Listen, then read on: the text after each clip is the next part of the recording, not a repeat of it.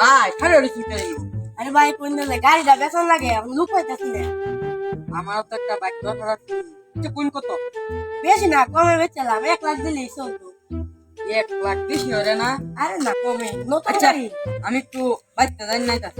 আচ্ছা আইনটা চালায়া আচ্ছা বাড়ি না বলে যাই না হ্যালো ভাই আমার শালা তো না গাড়ি বেচতে আছে কি কয় গাড়ি বেচ চলতেছে আমার গাড়ি বেচ চলতেছে আমার শালা আমনে ভাই একটু কারো হয় না আমি আইতাছি ওহন নিয়ে আইতাছি ও গাড়ি কেনার কথা কইয়া